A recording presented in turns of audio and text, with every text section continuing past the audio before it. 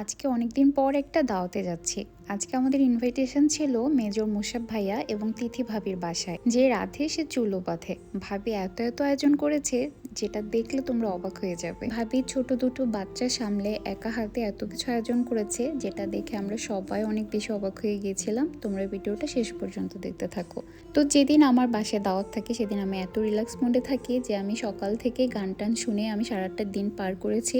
তারপর সন্ধ্যের দিকে আমি রেডি হয়ে নিলাম। রেডি হয়ে আমি এখন বের হয়ে পড়বো। আমি খুব সিম্পল একটা সালোয়ার কামিজ পরে নিয়েছি। আজকে আমাকে কেমন লাগছে তোমরা অবশ্যই আমাকে কমেন্ট করে জানিও।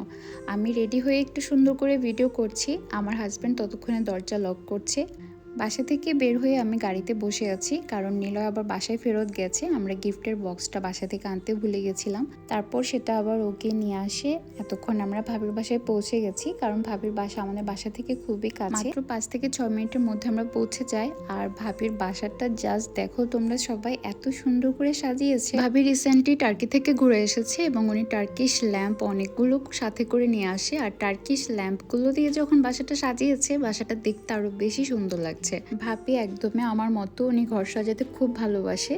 উনি ভীষণ শৌখিন একটা মানুষ, যেটা তোমরা অলরেডি বাসার ভিডিওটা দেখে বুঝতে পারছো। তো যখন সব ভাবিরা চলে আসে, আমরা সবাই মিলে একটা ছবি তুলে নিয়েছি। এখানে আমাদের সিনিয়র সকল ভাবি এবং আমাদের শ্রদ্ধেয় সিও ভাবিও ছিল। সিও ভাবি থাকায় সেই দিনটা আরো বেশি স্পেশাল হয়ে গেছে। ভাবি স্টার্টারে আমাদেরকে দিয়েছিল মোমো এবং জুস। আর ভাবি নিজের হাতে এতগুলো মোমো বানিয়েছে, যেটা যে কোনো রেস্টুরেন্ট থেকে অনেক বেশি মজা। তোমরা কে কে মোমো খেতে ভালোবাসো আমার মতো অবশ্যই কমেন্ট করে জানিও। আমি মোমোটা খেয়ে সত্যি ফিদা হয়ে গেছি। আমি ভাবিকে রিকোয়েস্টও করি যে আপনি অবশ্যই আমাদের সাথে এটা রেসিপি শেয়ার করবেন। ভাবি প্রত্যেকটা দেয়াল এত সুন্দর করে সাজিয়েছে যে চোখ এমনিতেই জুড়িয়ে যাচ্ছিল। আমি সবটা একটু হালকা করে ভিডিও করে নিয়েছি। এদিকে সবাই খাওয়া দাওয়া করছিল। আর এই ওয়ালের মধ্যে ভাবি ইউরোপ ট্যুরের কয়েকটা ছবি একসাথে করেছে। দেখো ভাইয়া এবং ভাবিকে কত সুন্দর লাগছে। আর এদিকে উনি ডিনারের জন্য পুরো টেবিল সাজিয়েছে। শুরুতেই ছিল ক্যাশনাট সালাদ, এখানে নর্মাল সালাদ ছিল। আর উনি এত সুন্দর পাতিলের মধ্যে প্রত্যেকটা খাবার উনি সাজিয়েছে। এক একটা করে আমি দেখাচ্ছি। এটা ছিল চাইনিজ ভেজিটেবল। আমার তো সবচেয়ে বেশি ভালো লেগেছে ভাবি যে পাত্রগুলোতে প্রত্যেকটা খাবার সার্ভ করেছে, সেই পাত্রগুলো দেখতে এত বেশি সুন্দর ছিল, মনে হচ্ছে যেন একদমই রূপার তৈরি। উনি একা নিজের হাতে কত কত আইটেম যে রান্না করেছে। এখানে ডাল ছিল, মাটন ছিল, চিংড়ি মাছের ভুনা ছিল, সাথে ছিল চিকেন কাবাব এবং মুরগির রোস্টটা দেখুন। মুরগির রোস্টের কালারটা এত সুন্দর হয়েছে, দেখে মনে হচ্ছে একদম বিয়ে বাড়ির রোস্ট। এই প্রত্যেকটা খাবার দেখতে যতটা না সুন্দর, তার থেকে খাবারের টেস্টগুলো আরো বেশি সুন্দর ছিল। ভাবির হাতের রান্না এত এত মজা, যেটা আসলে খাওয়ার পর বুঝতে পেরেছিলাম।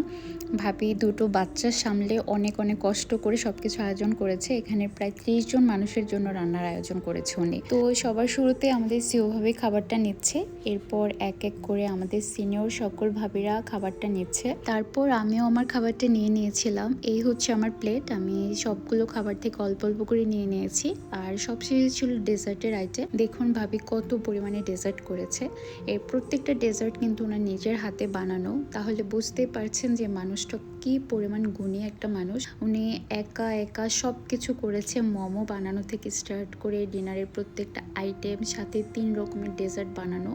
এটা আসলে চারটিখানি কথা না, কতটা ইফোর্ট দিয়েছে সারাটা দিন ধরে। আমি ভাবির বেডরুমে বসেছি। ভাবির বেডরুমটা অনেক বেশি সুন্দর, এখানে সব বাচ্চারা খেলছিল। তো এই হচ্ছে তিথি ভাবি। ভাবি অনেক টায়ার্ড হয়ে গেছিল।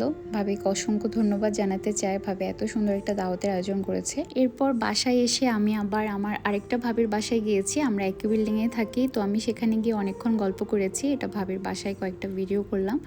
এরপর আমি আমার নিজের বাসায় এসে অনেকক্ষণ টিভি দেখেছি দুজন মিলে।